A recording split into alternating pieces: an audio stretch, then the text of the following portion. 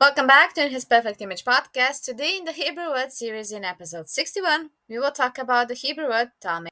He was Simon, later on in life more commonly referred to as Peter. It was a long yet sadly fruitless day.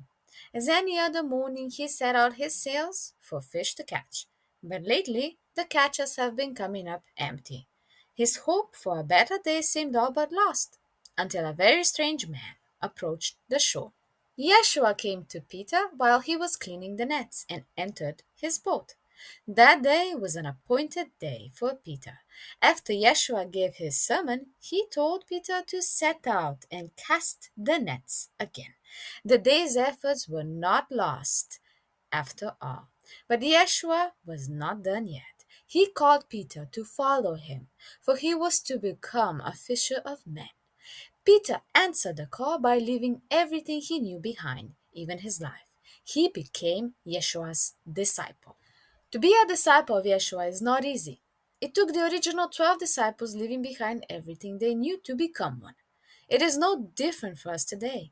Matthew 16:24 records Yeshua's words. He stated that if one wanted to be his disciple, they needed to deny themselves and follow every day. Generally speaking, a disciple is one who accepts and assists in spreading the doctrines of another, per Merriam-Webster Dictionary.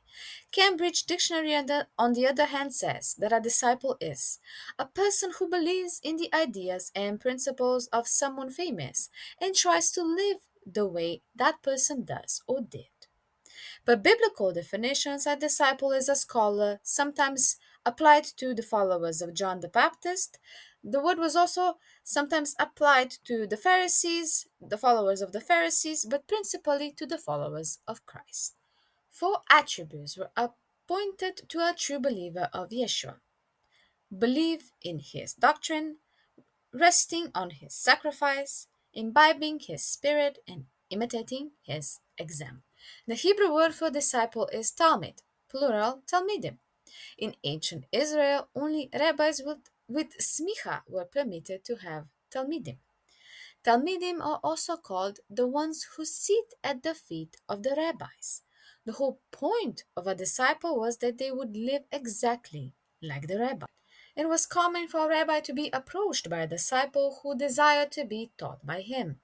Yeshua, on the other hand, did not wait for their willingness. He sought his disciple on his own.